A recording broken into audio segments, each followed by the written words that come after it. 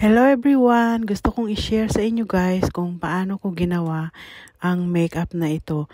So, bale dito, nailagay ko na yung foundation at concealer. So, ngayon, isi-set ko siya guys with powder using this powder puff. Gustong-gusto ko yung powder puff na to kasi triangle siya.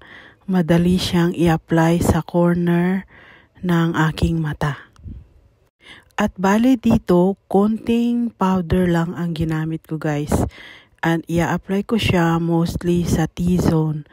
Under eye, sa may ilong, sa forehead, at saka dito sa may chin. Konting powder lang yan guys, kaya lang ini-spread ko lang siya. Sunod naman itong aking eyelids. So maglalagay ako ng concealer. Concealer ang gagamitin ko ngayon guys. Hindi yung kagaya nung ginamit ko nung una na yung eyelids primer. Ngayon naman, concealer itong ginamit ko. So, ini-spread ko lang siya guys using concealer brush. Same thing din dito sa kabila.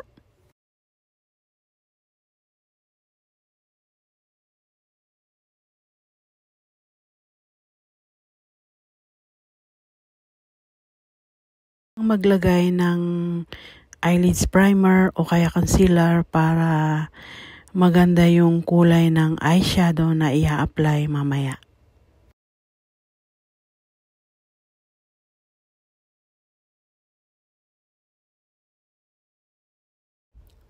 So, ngayon naman, isi-set ko yung concealer sa aking eyelids with powder. So, gagawin ko to para mamaya pag nag-apply ako ng eyeshadow, mabilis lang siya, hindi siya madikit. Mabilis i-blend yung eyeshadow. So, ngayon naman, itong eyebrow, maglalagay ako ng eyebrow pencil. So, ibabrush ko muna siya. Then, tsaka ako ilalagay yung pencil.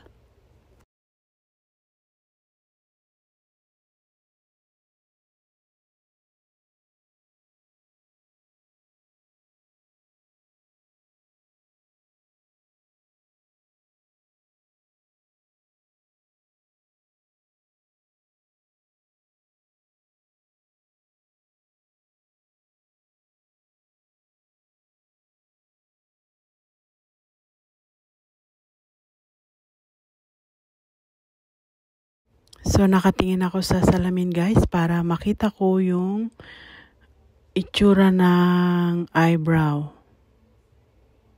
Para mapantay ko siya.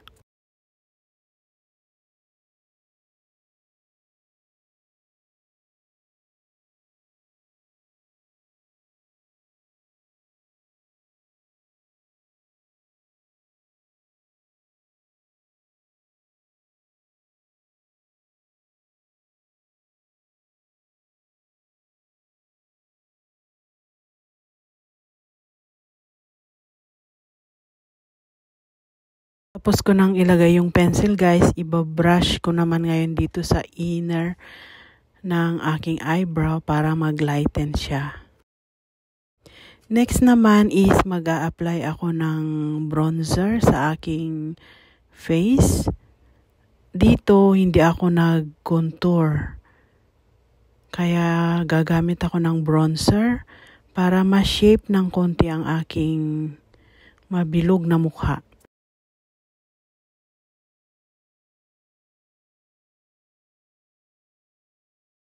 At magandang maglagay ng bronzer para meron namang warm color ang face.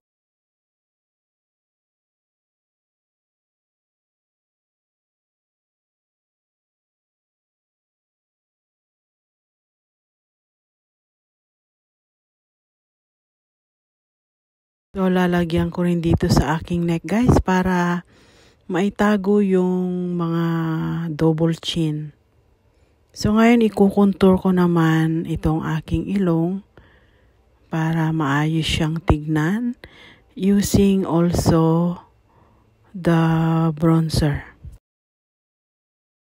So, ngayon naman mag-a-apply ako ng eyeshadow at ito ang gagamitin ko. Mostly pink siya kasi yun ang uso sa ngayon. So, ito ang gagamitin ko. So, using an eyeshadow brush, so i-apply ko siya sa aking eyelids. Ito yung unang kulay na ginamit ko.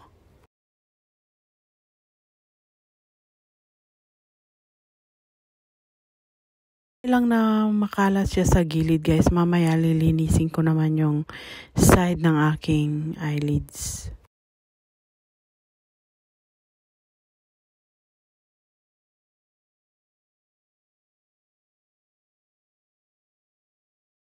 Dagdagan ko pa ng kulay guys kasi kulang pa.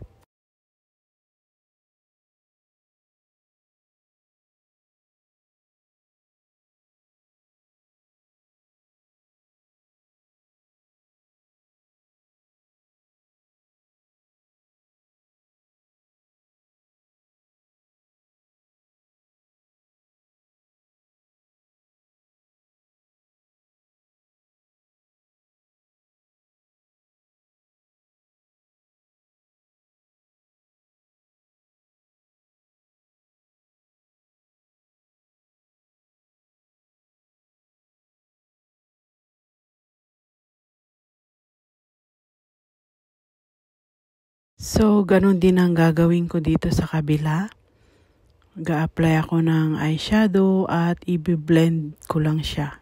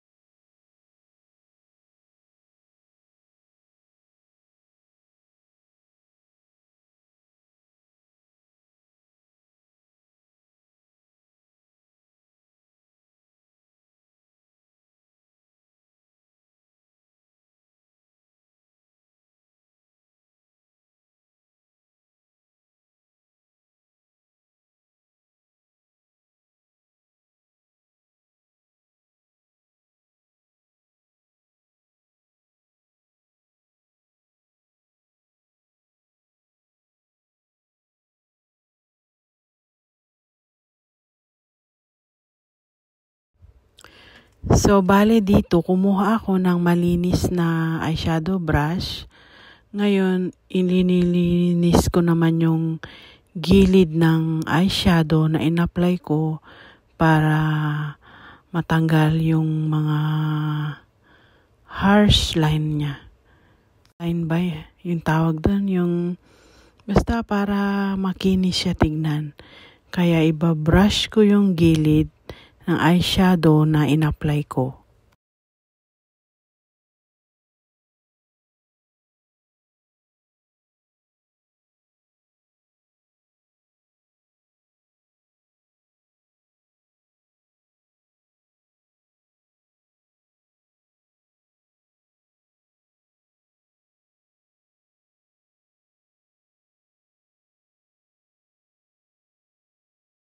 Ngayon naman magdadagdag pa ako ng kulay dahil napansin ko na kulang yung kulay niya kaya magdadagdag uli ako and then ibabrush ko na naman dun sa malinis na brush para makinis siya tignan.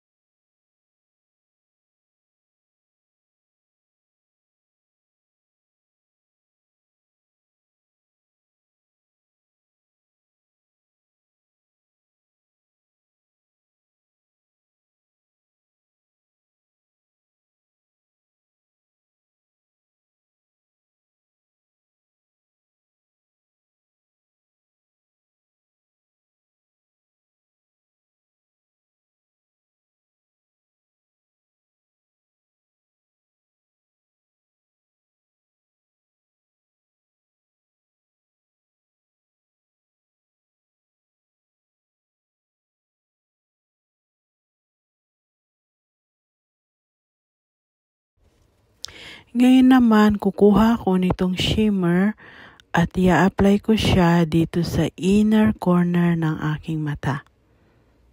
Ito ang design ng makeup na gagawin ko for today.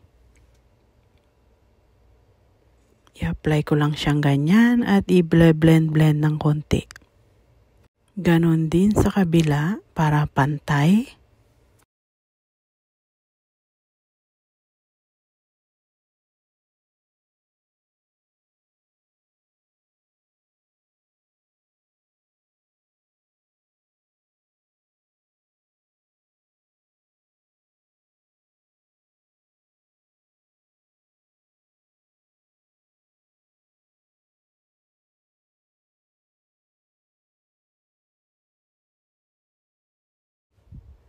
So ngayon naman maglalagay ako ng eyeliner sa aking lower lash line. Halfway lang siya guys para hindi lumiit yung itsura ng aking mata.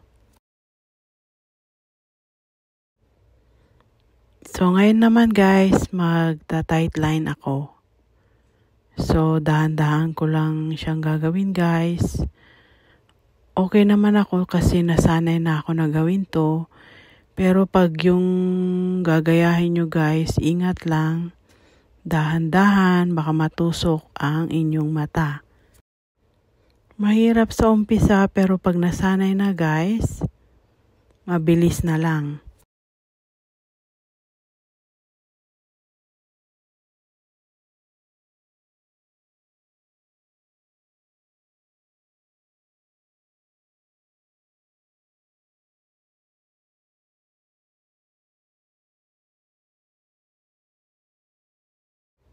Ganon din dun sa kabilang mata.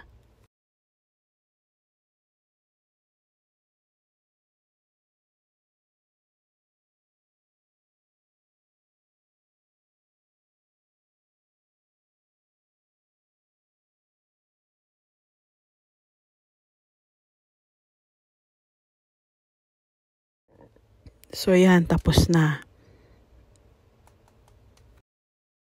Ngayon naman kukuha ako ng dark shade na to. Tapos yung eyeliner na nilagay ko, i-smudge ko siya together sa eyeshadow na dark na pinikap ko. So ang gamit ko dito is maliit na eyeshadow brush. Para hindi makalat yung dark eyeshadow na kinuha ko, na i-smudge ko doon sa eyeliner.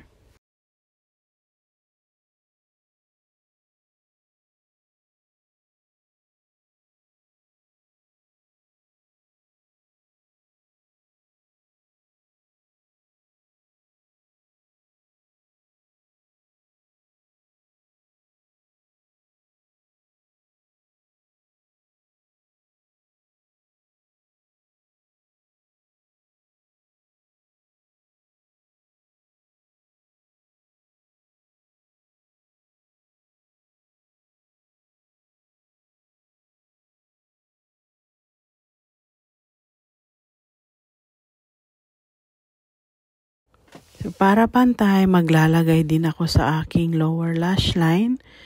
The same na yung dark eyeshadow.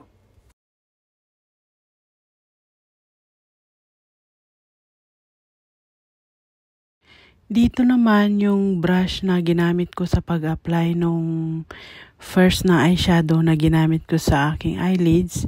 Gagamitin ko naman ngayon ang gagawin ko din sa kabila same na kulay. And then, i-check ko sa pantay lower lash line ko sa may blend ko ng konti, magkabilaan eye bag area para maging pantay.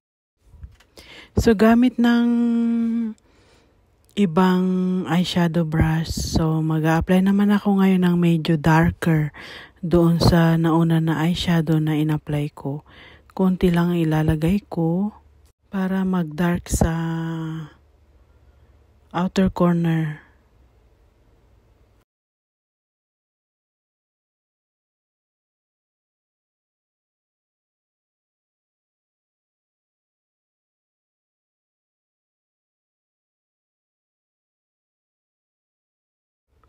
So, kagaya rin ng nauna, mag-a-apply ako ng eyeshadow and then i-blend ko dito sa malinis na brush para matanggal yung mga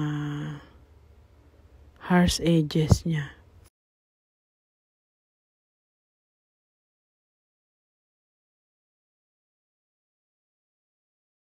So, tapos na sa eyeshadow guys. So, ngayon naman, maglalagay ako ng cream eyeliner dito sa lower lash line para mag-brighten yung itsura ng eyes.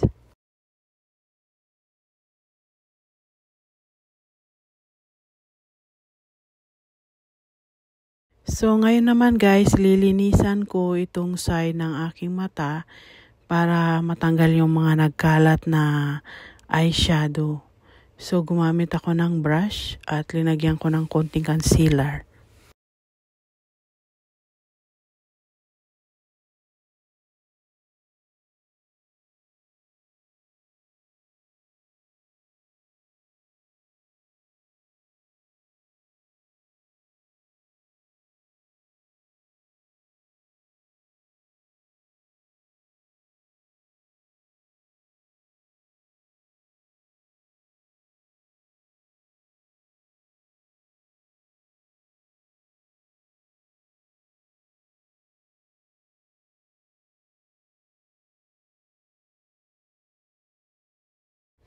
Ngayon naman, mag-a-apply ako ng blush.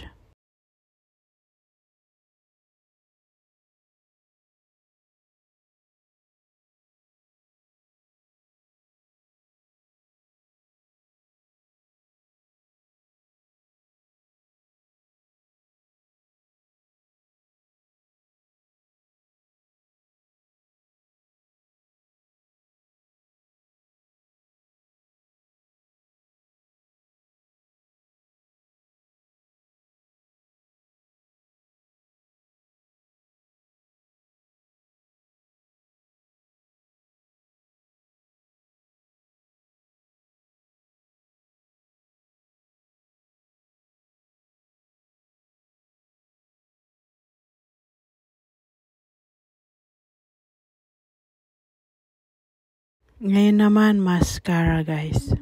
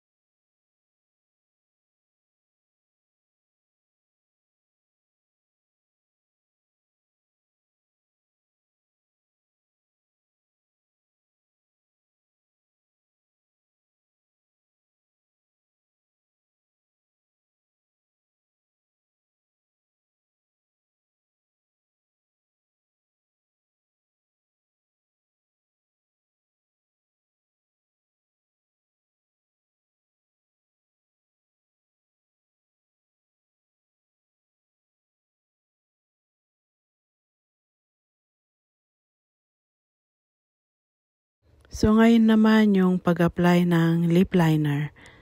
Pagkatapos yung lipstick.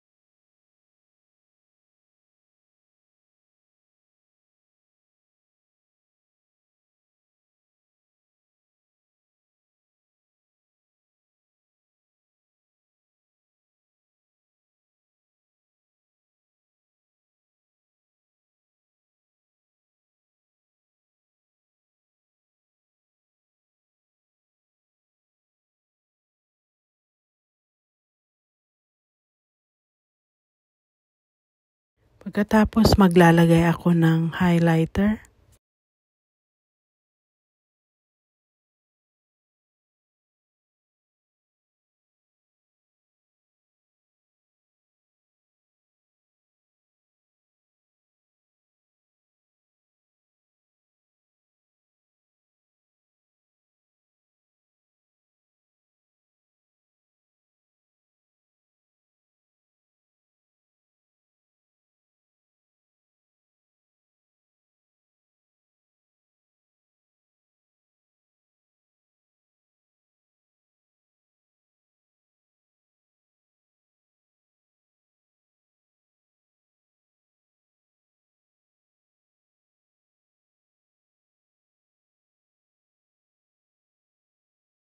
Ngayon naman, isa-set ko na yung aking makeup, guys.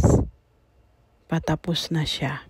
Patutuyuin ko na lang yung setting spray and then tapos na, guys. So, ito na yung makeup na gusto kong i-share sa inyo, guys. I hope nagustuhan nyo, guys. Thank you so much for watching. See you on my next one. Thank you. Bye.